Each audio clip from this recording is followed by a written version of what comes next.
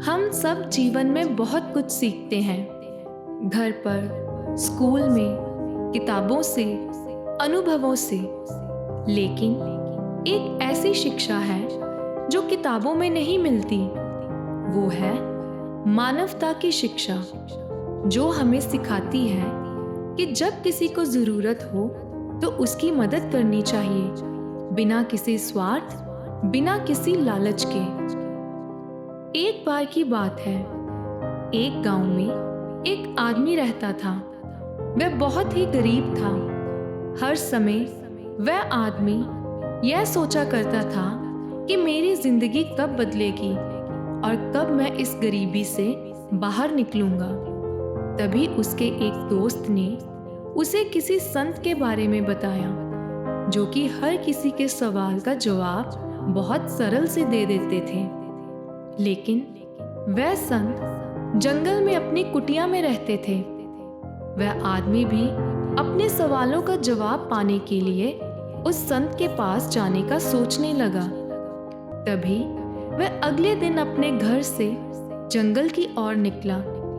जब वह आदमी जंगल के रास्ते से जा रहा था तो अंधेरा काफी हो चुका था। उसे जंगल के पास एक घर दिखाई दिया, जो कि बहुत बड़ा और आलीशान घर था। आदमी ने सोचा, घर के मालिक से इजाजत लेकर रात इस घर में ही गुजार लेता हूँ, क्योंकि ऐसे में रात को जंगल में जंगली जानवरों से काफी खतरा था। उस घर के मालिक ने आदमी से पूछा कि तुम इस जंगल में क्या करने जा रहे हो? तो आदमी ने कहा कि मैं एक संत महात्मा जी से अपने सवाल का जवाब पूछने जा रहा हूँ। यह सुनने के बाद घर के मालिक ने आदमी से कहा कि तुम गुरु जी से मेरा भी एक सवाल पूछना। मेरी बेटी 22 साल की है और वह बोल नहीं सकती, क्योंकि वह गूंगी है। तुम उन संत जी से पूछना कि मेरी बेटी कब बोलना शुरू करेगी। उस आदमी ने घर के मालिक को हाँ कहा और अगली सुबह वो वहां से निकल गया। रास्ते में चलते चलते उसे एक बूढ़ी जादूगरनी मिली, जिसके हाथ में जादू की छड़ी थी।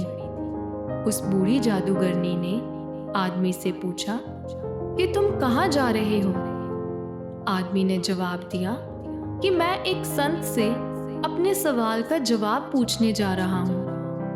बूढ़ी जादूगरनी ने कहा कि तुम उन संत से यह भी पूछना कि मैं स्वर्ग में कब जाऊंगी। वो आदमी उस जादूगरनी को हाँ कहकर वहां से चला गया। थोड़ी दूर जाने के बाद उस आदमी को बड़ा सा कछुआ दिखा, जो कि एक जादुई परी बनने की कोशिश कर रहा था। उसने भी आदमी से पूछा कि तुम कहाँ जा रहे हो? आदमी ने फिर से वही जवाब उसको भी दिया कि मैं एक संत के पास अपने सवाल का जवाब पूछने जा रहा हूँ। तो कछुए ने आदमी से कहा कि तुम उन संत से यह भी पूछना कि मैं जादुई परी कब बनूंगा। आदमी कछुए को हाँ कहकर वहां से चला गया। चलते चलते आखिर वह संत की कुटिया में पहुंच ही गया। उसके वहां पहुंचने पर संत ने आदमी से कहा कि तुम मुझसे सिर्फ 3 ही सवाल पूछ सकते हो। अब आदमी सोच में पड़ गया कि मैं अपना सवाल पूछूं या उन तीनों का। आदमी ने सोचा कि मेरा सवाल तो यह था कि मैं गरीबी से कब बाहर निकलूंगा। मेरी समस्या तो एक हिसाब से बहुत ही छोटी है। मैं उन तीनों के सवाल ही पूछ लेता हूँ। उस आदमी ने सबसे पहले उस कछुए का सवाल संत से पूछा। तो संत ने कहा कि जब वह कछुआ अपने कवच से बाहर निकलेगा तब वो जादुई परी बन जाएगा। फिर उस आदमी ने बूढ़ी जादूगरनी का सवाल संत से पूछा। तो संत ने कहा कि जब वह जादूगरनी अपनी जादू की छड़ी किसी दूसरे को दे देगी तब वो स्वर्ग में चली जाएगी। फिर उस आदमी ने उस घर के मालिक का सवाल संत से पूछा। तो संत ने कहा कि जब उसकी बेटी को उसका जीवन साथी मिल जाएगा तब वह बोलना शुरू कर देगी, तब वह बिल्कुल ठीक हो जाएगी। वो आदमी इन तीनों सवालों के जवाब लेकर उसी रास्ते से वापस चला गया। जब वह कछुए से मिला तो कछुए को अपना कवच छोड़ने को कहा। जैसे ही कछुए ने अपना कवच छोड़ा तो वह जादुई परी बन गया और कछुए के कवच से बहुत सारे मोती निकले जो उस आदमी को कछुए ने दे दिए। फिर वह आदमी उस बूढ़ी जादूगरनी से मिला जो स्वर्ग जाना चाहती थी। आदमी ने उस बूढ़ी जादूगरनी को अपनी छड़ी किसी दूसरे को देने को कहा। उस बूढ़ी जादूगरनी ने अपनी छड़ी उसी आदमी को दे दी और जैसे ही उसने छड़ी उस आदमी को दी वो स्वर्ग में चली गई। फिर वो आदमी उस घर के मालिक से मिला जिसकी बेटी गूंगी थी और उससे कहा, जब तुम्हारी बेटी को उसका जीवन साथी मिल जाएगा तब वो बोलना शुरू कर देगी। उस घर के मालिक ने अपनी बेटी की शादी उसी आदमी से करवा दी और वो लड़की भी बोलने लगी। वह बिल्कुल ठीक हो गई। तो दोस्तों, इस कहानी से हमें यह सीख मिलती है कि हमें कुछ पाने के लिए कुछ खोना पड़ता है, कुछ छोड़ना पड़ता है, कुछ त्यागना पड़ता है। जैसे उस कछुए ने अपना कवच छोड़ा तो वह जादुई परी बन गया।